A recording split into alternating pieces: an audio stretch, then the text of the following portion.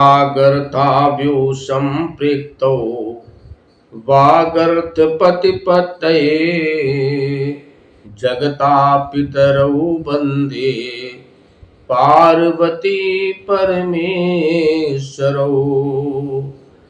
कर्पूरगौरं करुणावतारं संसारसारं भुजगेन्द्रहारं सदा वसन्तं हृदयारविन्दे भवं भवानीं सहितं नमामि। ॐ सच्चिदानन्दरूपाय विश्वपत्यादिहेतवे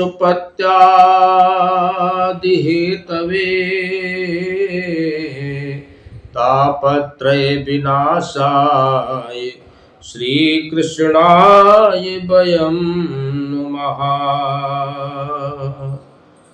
बोलो उमापति महादेव की जय। श्रावण मास चल रहा है। सावन का महीना भगवान शिव को समर्पित महीना है। भगवान शिव की साधना श्रावण मास में पूरे देश में, विश्व में सभी जगह भगवान शिव की आराधना। भगवान शिव का परिवार बड़ा विलक्षण है। अगर आप देखें तो भगवान शिव के गले में काला बासुकी नाग, यानी भगवान शिव ने काल को अपने गले में लपेट रखा है। काल के ऊपर भगवान शिव का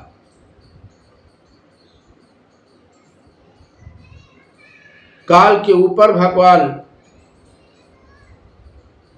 शिव की पकड़ है। काल के ऊपर उनको विजय प्राप्त है। काल भगवान शिव के अधीन है, इसलिए भगवान शिव को अकाल पुरुष कहा गया। भगवान शिव ऐसे ईश्वर हैं, ऐसी शक्ति है कि न उनका कभी जन्म होता है और न कभी मृत्यु हो सकती है। शिव अकाल पुरुष हैं। सिख धर्म में सिख धर्म का मूल मंत्र है जिसमें भगवान शिव को याद किया गया है अकाल पुरुष के रूप में। एक ओंकार सतनाम कर्ता पुरुष निर्भव निर्वैर अकाल मूरत अजूनी शैभं गुरु प्रसाद। निर्वैर शब्द आया है उस मंत्र में। भगवान शिव का ऐसा परिवार जिस परिवार में एक दूसरे के प्रति शत्रुता है, स्वाभाविक देखा जाए तो, पर वहां वैर भाव समाप्त है। अब आप विचार करिए, भगवान शिव के परिवार में सोचिए, जरा विचार करिए। गणेश की सवारी, उनका वाहन चूहा है और भगवान शंकर के गले में काला नाग है। नाग चूहे को छोड़ता नहीं है। लेकिन शिव के घर में नाग गणेश की सवारी, गणेश के वाहन चूहे से बोलता नहीं, एक साथ रहते हैं, कभी आघात नहीं, कभी आक्रमण नहीं।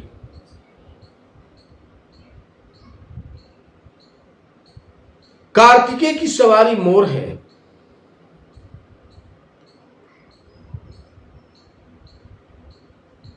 और भगवान शिव के गले में जो नाग है, मोर, नाग को छोड़ता नहीं है। कहीं भी नाग मिल जाए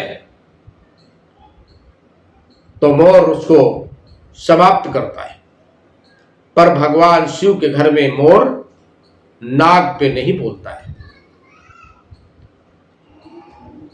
मां पार्वती का वाहन सिंह है, शेर है।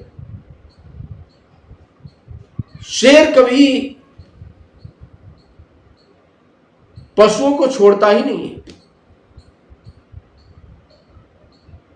अगर पशु समक्ष हो तो शेर उस पे आक्रमण करेगा। मां की सवारी शेर, भगवान शिव की सवारी नंदी, मां का वाहन शेर, शिव का वाहन नंदी, पर शेर भगवान शिव के परिवार में नंदी पर नहीं बोलता है, कोई आक्रमण नहीं करता है। ये भगवान शिव का अद्भुत परिवार है। शिव के परिवार में जिन जीवों में एक दूसरे पर स्वाभाविक शत्रुभाव है और परिवार में स्वाभाविक शत्रुभाव समाप्त हो जाता है। यही शिक्षा लेनी चाहिए परिवार से कि परिवारों में शत्रु भाव समाप्त होना चाहिए। ऐसा परिवार शिव का एक साथ रहता है। भगवान शिव की पूजा, उनकी अर्चना, उनकी वंदना, उनको याद करना सावन के महीने में बड़ा पवित्र माना गया है।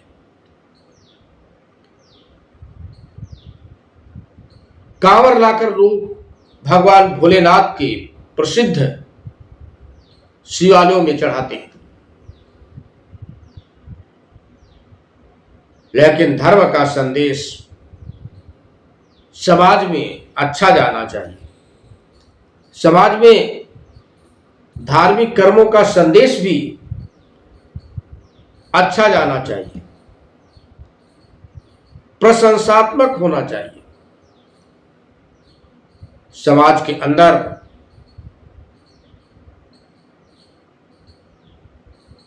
ये सोच होनी चाहिए।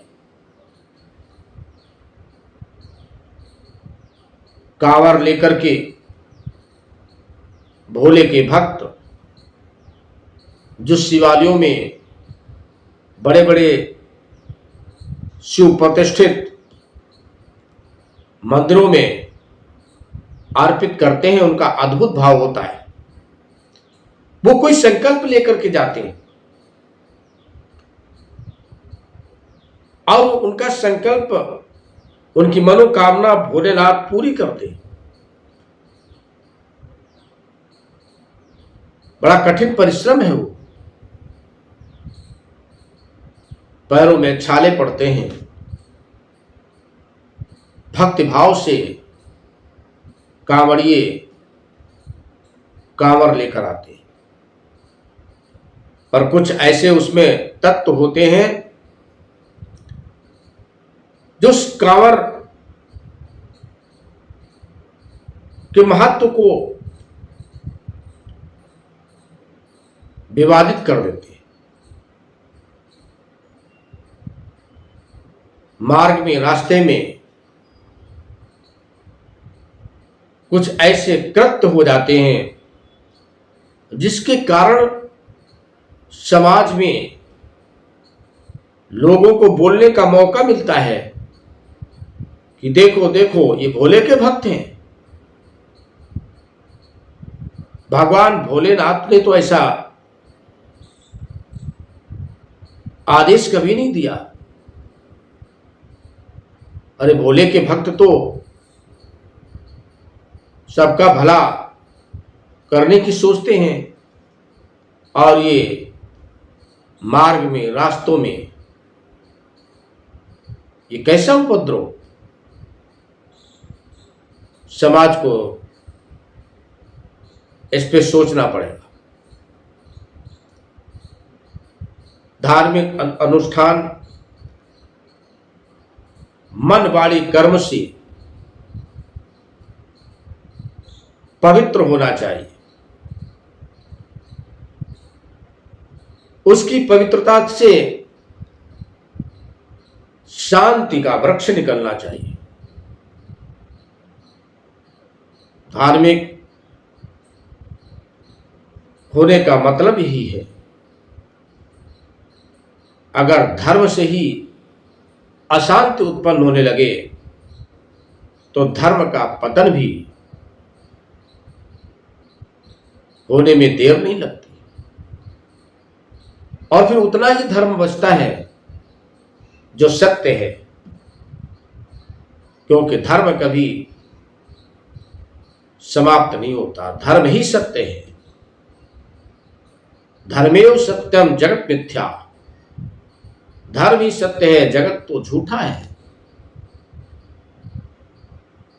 हृदय से जयकारे लगाओ, दिल से भगवान भोले की अर्चना करो, वंदना करो। धर्म के आड़ में कोई भी ऐसा कृत्य नहीं होना चाहिए कि जिससे तुम्हारे धर्म को लोग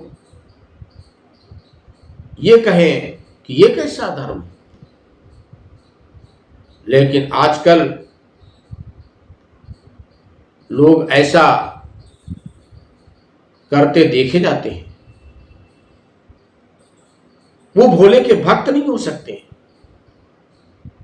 भगवान का भक्त, ईश्वर का भक्त, भगवान भोलेनाथ का भक्त कभी ऐसा कर ही नहीं सकता है। वो तो तन मन धन से समर्पित होता है। वो जब अनुष्ठान करने के लिए बैठता है, आगे बढ़ता है, तो मन, वाणी, कर्म से पवित्र होता है। और जो व्यक्ति मन, वाणी, कर्म से पवित्र होकर के संकल्प लेता है, वह ईश्वर को समर्पित होता है। वो तो किसी के प्रति उपद्रव या किसी की आत्मा को दुखा ही नहीं सकता। वो तो सारे जगत को ईश्वर में देखता है। सिया राम मैं सब जग जानी, करहु प्रणाम जोर जुग पानी। सब ईश्वर के स्वरूप हैं। तो ये एक विचारणीय विषय है। धर्म धारण करने की विधा है। धारते अनेन इत धर्मा। जो धारण करने लायक है उन कर्मों को धारण करना ही धर्म है। और जो धारण करने लायक नहीं है वो सब अधर्म है। अब धारण करने लायक मतलब कोई वजन नहीं धारण करना, अच्छे संस्कारों को धारण करना, अच्छी वाणी धारण करना, अच्छे विचारों को धारण करना, परोपकार उपकार की आदत लाना, अच्छा व्यवहार करना, शास्त्र सम्मत श्रेष्ठ चीजों को अपने जीवन में उतारना, व्यवहार के प्रति पवित्र रहना, बहुत धर्म का विस्तृत स्वरूप है। कर्मों को धर्म से जोड़कर करना, हमारे यहां कहा गया है ना, कर्मेव धर्मा, कर्म ही धर्म है। पर कर्म तो सब करते हैं। अब एक डकैती डालने वाला, वो भी तो कर्म करता है। कोई सज्जन को लूट लेता है, कर्म करता है, पर उसको धर्म नहीं कहा गया। उस कर्म को धर्म नहीं कहा गया, वो धर्म कर्म है। कर्तव्य कर्म करना चाहिए। कौन से कर्म करने के लायक हैं, वही कर्म जीवन में करना चाहिए। इस दुनिया से, इस संसार से कोई कुछ लेकर नहीं गया है और ना कोई कुछ लेकर के आया था। जो भी मिला है उसको यही मिला है, और जो कुछ उसके पास था वो सब यहीं का था, और यही वो सब रह जाना है। केवल साथ में जाना है, तो आपका धर्म ही आपके साथ जाएगा, आपका धर्म आपके साथ जाएगा। इसलिए कर्मयो धर्मा, अपने कर्मों को धर्म युक्त करो। धन भी कमाओ तो धर्म युक्त कमाओ। धर्म केवल यही नहीं है कि पीले वस्त्र पहन लेना, लंबी सी दाढ़ी रखा लेना, जोर से जयकारे लगाना, मंदिर में जाकर के शाम सुबह में आरती में भाग ले लेना। यही केवल धर्म नहीं है। धर्म वो भी करते हैं जो कभी मंदिर नहीं जाते। मंदिर जाने वाला, उसको धार्मिक होने का प्रामाणिक प्रमाण पत्र नहीं है उसके लिए। जो कभी मंदिर नहीं जाते हैं वो बहुत बड़ा बड़ा धर्म करते हैं। जो कभी पीले वस्त्र नहीं पहनते वो बड़े अच्छे लोग होते हैं।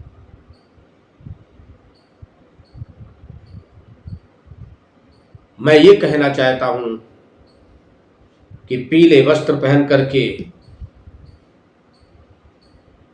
भगवान की पवित्रता बढ़ाओ, धर्म की पवित्रता बढ़ाओ। पीले वस्त्र धारण करके, उन वस्त्रों को पहन करके धर्म को कमजोर मत करो, धर्म को अपवित्र मत करो। धर्म इतना पवित्र है, वो तभी आपकी पवित्रता रख पाएगा जब आप अपने धर्म की पवित्रता रखोगे। इसलिए कहा गया है धर्मो रक्षति रक्षिता। जब आप धर्म की रक्षा करेंगे तब धर्म आपकी रक्षा करेगा। आप धर्म से अगर धोखा करोगे तो धर्म आपका कभी साथ नहीं देगा। इसलिए भगवान शिव कहते हैं कि हम अकाल पुरुष हैं, कभी भी काल के वशीभूत पे मैं नहीं होता हूं। मैं निर्वैर हूं, किसी से मेरा कोई बैर नहीं है। सब की चिंता करता हूँ, सबको भोजन देता हूं, तब मैं खाता हूं। जब सब सो जाते हैं तब मैं सोता हूं। यही सतनाम है, और जो सत्य नाम है वही शिव है। इसलिए कहा गया सत्यम शिवम सुंदरम। शिव ही सत्य है और सत्य ही सुंदर है। तो ऐसे शिव की शरण में रहो जो सत्य है, उसी सत्य को पहचानो, वही सत्य अपने जीवन में उतारो, तब सुंदरता आएगी, तब वो शिव सुंदर हो जाएगा। शिव सत्य है तो उस सत्यता के प्रति अनुशासित होना पड़ेगा। मैं इतना ही कहना चाहता हूं कि भगवान शिव के परिवार से जरूर सीखिए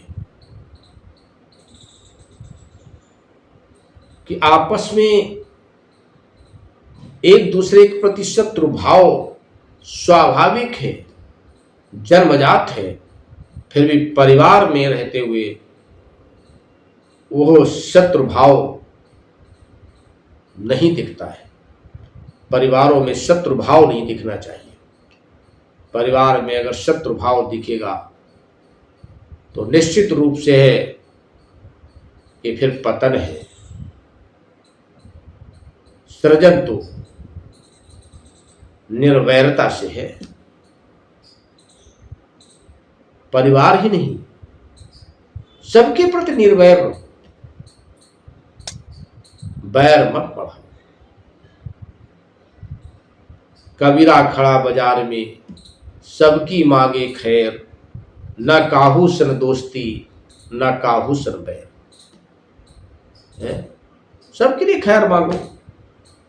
ईर्ष्या भाव, शत्रु भाव जहां से, जिस जगह से निकलता है ना,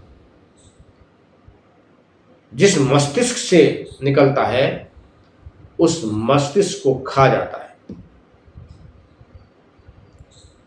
जिस मस्तिष्क के अंदर शत्रु भाव, बैर भाव, ईर्ष्या भाव, नफरत भाव जिस मस्तिष्क में निवास करता है, उस मस्तिष्क को खोखला कर देता है।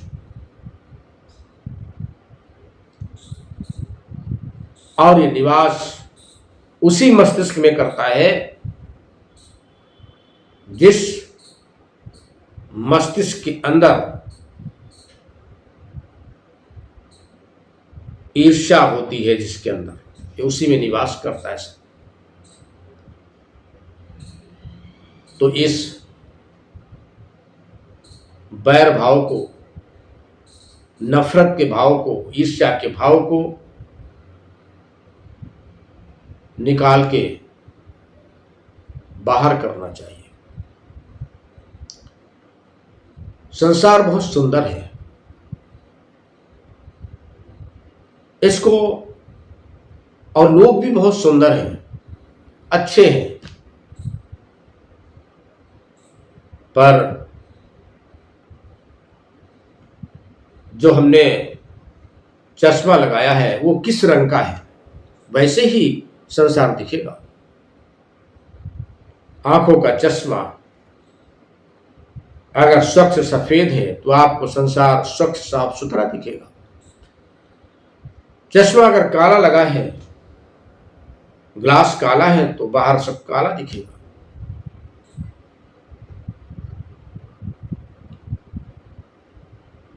हम स्वयं कैसे हैं, हमको दुनिया वैसे ही दिखेगी। इसलिए ये विचारणीय विषय है। आप सावन के महीने में शिव की उपासना करते हैं, शिव के अंदर है क्या? भगवान शंकर के अंदर बैर भाव ही नहीं है। अब दुनिया बोलती है कि मैं तो भोले का भक्त हूं। अरे भोले के भक्त, भोले बाबा ने तो संसार को बचाने के लिए, सृष्टि को बचाने के लिए समुद्र से उत्पन्न हलाहल विष का पान कर दिया था कि जो सृष्टि हुई है वो बच जाए, गले के नीचे नहीं जाने दिया। नीलकंठ नाम ले लिया उन्होंने, नीलकंठ नाम पड़ गया, हलाहल विष। और वो इतना खतरनाक विष था कि अगर वो वायु में, हवा में, या कोई वायु हवा उसके ऊपर से गुजर जाती केवल, तो वो सारे चराचर में फैल करके सारे चराचर को समाप्त कर देता। उसको जन कल्याण के लिए, लोक कल्याण के लिए, सृष्टि के सृजन के लिए पी लिया। ये है भगवान शिव। लेकिन आज भक्त भोले बाबा के, पर दूसरे भक्त को हम देखना नहीं चाहते। प्रेम जगत का सार है, मां पार्वती प्रेम का अवतार है। इसलिए तो भगवान भोलेनाथ के साथ जब वो जंगलों से गुजरती थी तो कोई रोता हुआ दिखता था तो बाबा को खड़ा करके बोलते थे, रुको कोई रो रहा है। बाबा कहते थे, चलो तुमको क्या चिंता। मां कहती, नहीं चलो देख लेते हैं क्यों रो रहा है। बाबा बोलते तो संसार है। मां कहती, प्रभु ये आपका ही तो संसार है, आपके बच्चे हैं, चलो। मां पार्वती बाबा भोलेनाथ को लेकर के उनके दरवाजे पर पहुंच जाती थी। ऐसा प्रेम का अवतार मां पार्वती है। तो जहां प्रेम है वही आनंद है। भगवान शिव के परिवार में प्रेम का अवतार मां पार्वती है। इसलिए आपस में बैर भाव होते हुए परिवार में वाहनों के अंदर जो वाहन है उनके, उनमें बैर भाव होते हुए भी बड़ा आनंद है। उस परिवार में बड़ा आनंद है। कुछ नहीं और सब कुछ है। तीनों लोगों को बसाया है, पर फिर भी आप कैलाश पर्वत पर रहते हैं जहां न कोई छाया है, वहां पर परिवार के साथ विराजे हैं। कुबेर जो सबको धन देता है, कुबेर का खजाना, कुबेर उनके अधीन है, कुबेर का खजाना बगल में बसाया हुआ है। अपने अधीन रखा है कुबेर को, कहीं उच्छृंखल न हो जाए, कि लूट कर किसी अपने दोस्त को न दे दे खजाना। उसको अपने नियंत्रण में रखा है शिव ने, पर अपने लिए नहीं रखा। आजकल तो बड़े बड़े नेता जो अपने को नेतृत्व करने वाले कहते हैं, वो एक बार मौका पाते ही अरबों खरबों के मालिक बन जाते हैं। उनको शर्म नहीं आती लूटने में। 50 साल 100 साल भी नहीं हुए होंगे, कुछ समय में ही 5 साल के अंदर ही अरब खरबपति बन जाते हैं। मैं कहना चाहता हूं देश की बड़ी ईमानदार सरकारों से कि जैसे आप कर्मचारियों की आय का हिसाब किताब लेकर के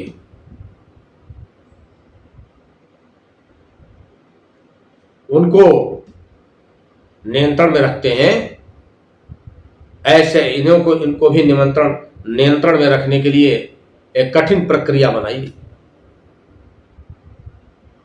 देश में असंतुलन, गरीबी अमीरी का बढ़ाने वाली यही है।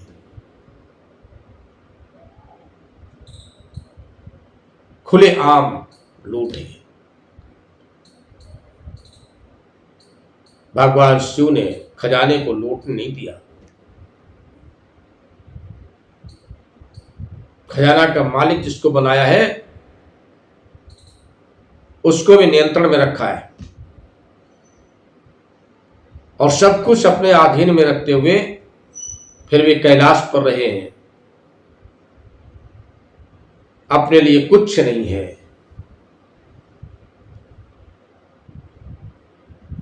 कैसा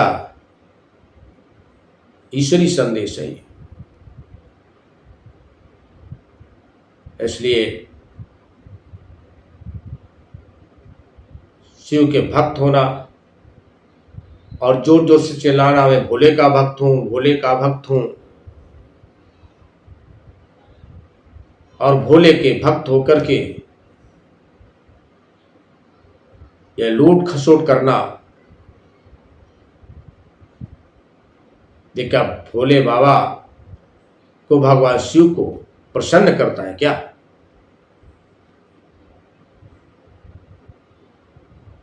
संसार में भगवान ने सबको जन्म दिया है, सभी को उसने भोजन करने के लिए व्यवस्था की है। फिर तुम 7 पीढ़ियों तक की व्यवस्था क्यों करते हो? अरे समाज की सेवा करो, समाज तुमको सिरमौर बना देगा। समाज की सेवा करो, समाज तुमको सिरमौर बना लेगा।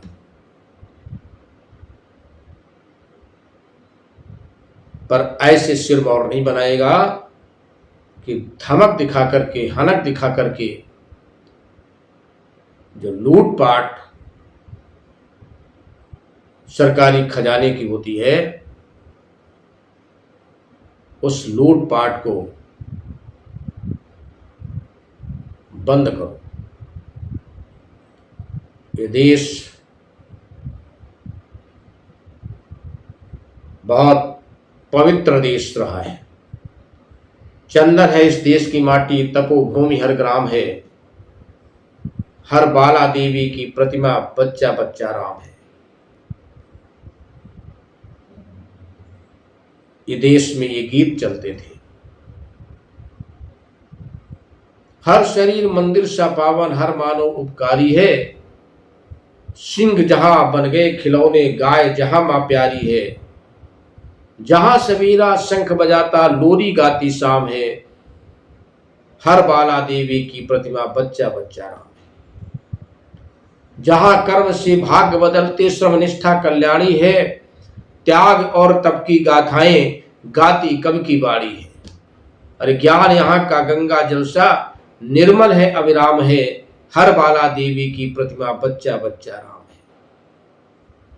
ये वो देश है। इस देश में बहुत बलिदानियों ने अपना बलिदान दिया है। वो है शिव भक्त, जिन्होंने देश की सुंदरता को सजोया है, सजाया है, जिन्होंने देश की सुंदरता बढ़ाई है, वही शिव भक्त हैं असली। भले वो कभी मंदिर नहीं जा पाते बेचारे, वो शिव भक्त हैं जिन्होंने अपने लिए भोले भोजन से अतिरिक्त कुछ लिया ही नहीं है, वो शिव भक्त है। वो शिव भक्त कैसे हो सकते हैं जो आज दंभ भरते हैं कि मैं शिव भक्त हूं। अरे धिक्कार है ऐसे शिव भक्त को जो 5 साल पहले गरीब था और 5 साल के बाद कोई बड़े उद्योग धंधे के उपरांत भी वो खरबपति बन जाता है। वो कैसे शिव भक्त हो सकता है? और नियंत्रण करने वाली देश की शक्तियां उसको देखती हैं, उसके साथ घूमती हैं।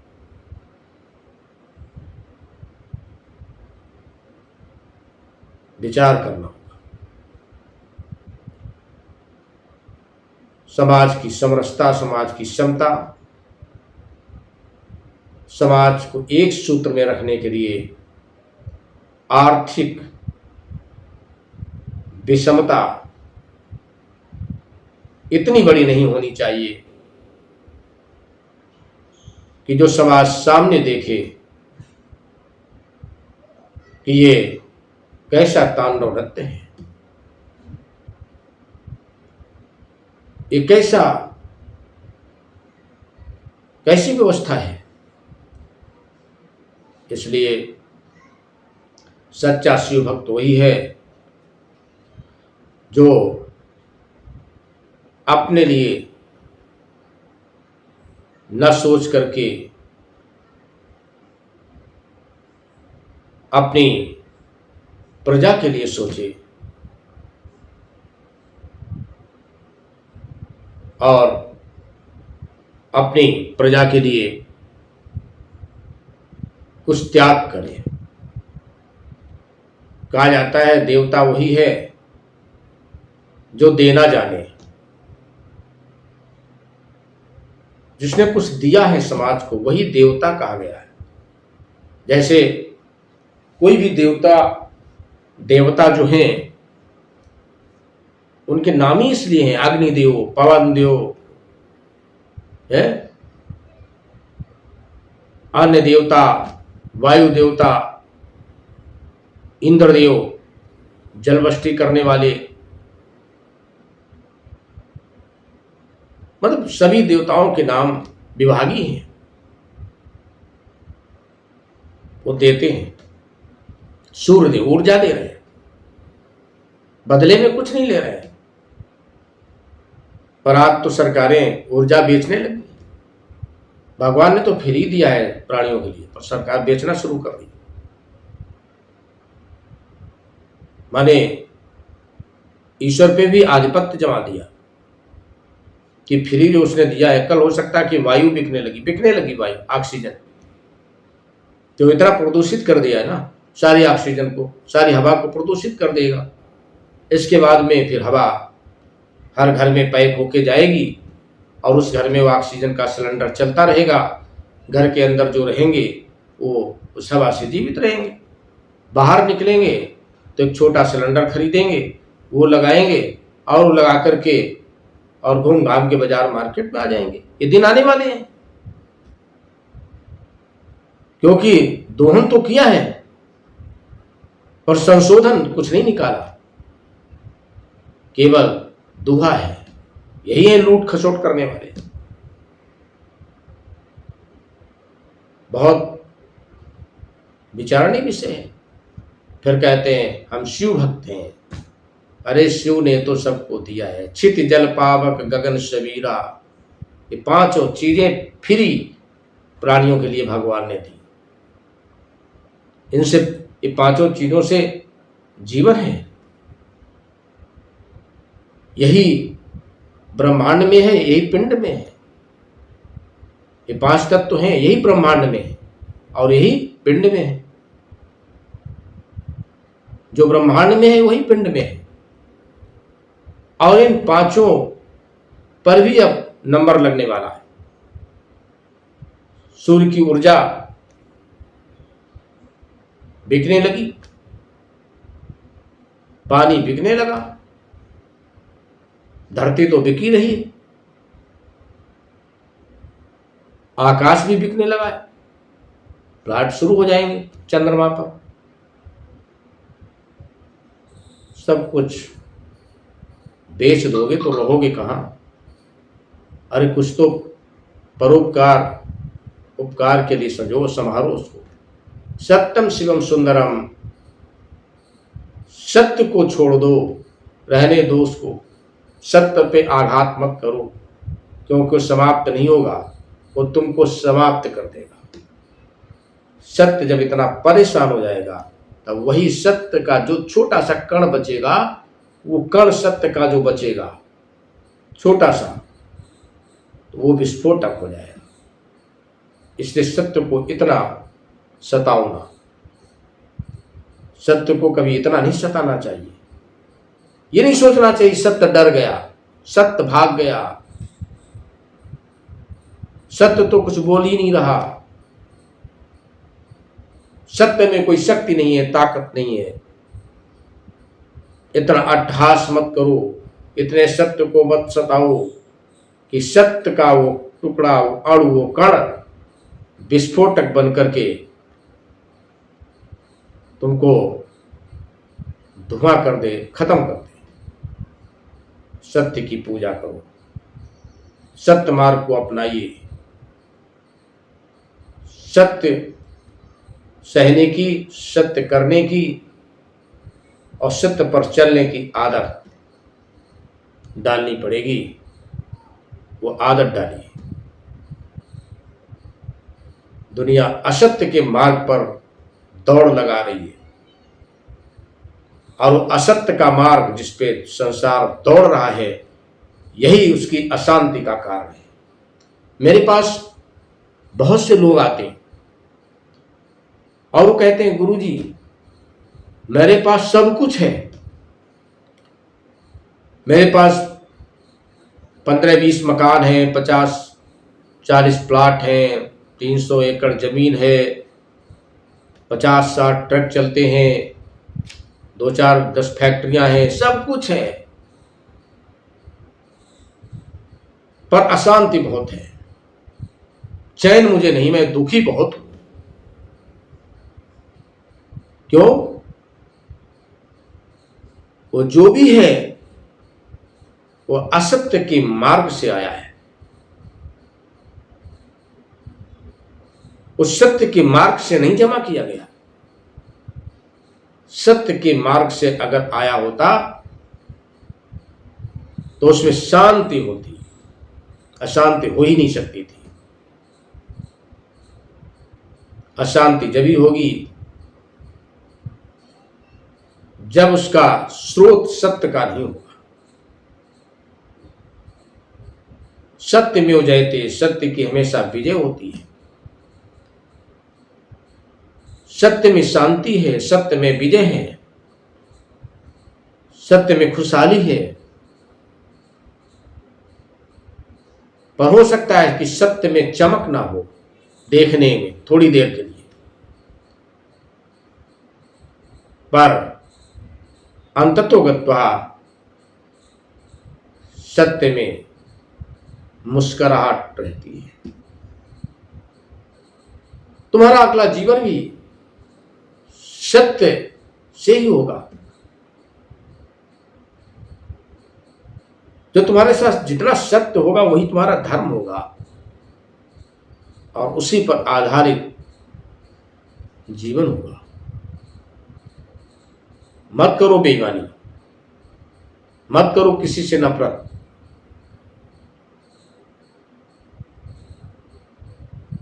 कर्म करो, जो कर्म शास्त्र सम्मत कहे गए वही कर्म करो। अकर्तव्य वाले कर्म नहीं, कर्तव्य वाले कर्म करो। वो कर्म करने से तुमको शांति भी मिलेगी, तुमको सुख भी मिलेगा, तुमको सृजन भी मिलेगा, सब कुछ प्राप्त होगा। पर रास्ता, मार्ग सत्य का हो, सच्चाई का हो। इसलिए भगवान शिव का जो श्रावण मास है वो सत्य मास है, सत्य का महीना है। सावन पर झूठ नहीं बोलना है, अनुष्ठान का महीना है।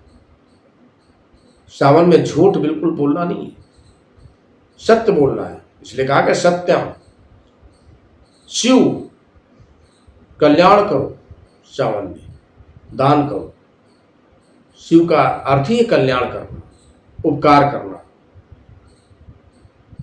सुंदरम, किसी को कुछ बोलो तो बड़ा सुंदर हो, किसी के प्रति सोच सुंदर होनी चाहिए। यही भगवान शिव का स्वरूप है, सत्यम शिवम सुंदरम। तो इस स्वरूप को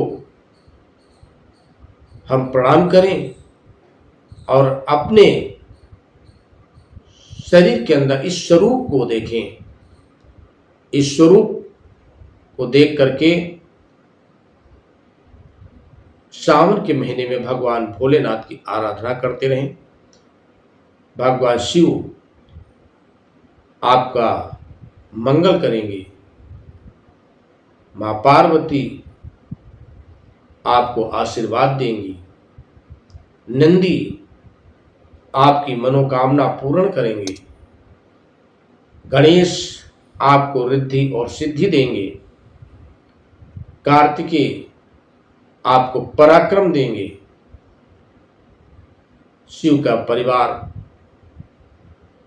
आपकी झोली भर देगा, आपको आनंदित कर देगा शिव परिवार। पर शिव परिवार के जैसे अपने परिवार को बनाकर को तो देखो, भगवान भोलेनाथ बड़े दयालु हैं, बहुत दयालु हैं, कृपालु हैं। भगवान भोलेनाथ हमेशा आपके साथ रहेंगे, आपके ऊपर हमेशा अपनी कृपा रखेंगे। इसी के साथ आज की वाणी को मैं विराम देता हूँ और इसके आगे की जो कथा होगी वो कल होगी। इसलिए आप सबको भगवान शिव का आशीष मिलता रहे, आशीर्वाद प्राप्त होता रहे। आप भगवान शिव के सानिध्य में रहें, भगवान शिव की हमेशा शरण में रहें और भगवान शिव से कुछ मत मांगो, इतना मांगो कि हे प्रभु आप मुझे वो सब कुछ दीजिए जिससे मैं हमेशा आपकी भक्ति करता रहूं, मुझसे कोई अनीति न हो, मैं नीति के मार्ग पर चलता रहूं। इसी के साथ उमापति महादेव की जय। श्री राधे।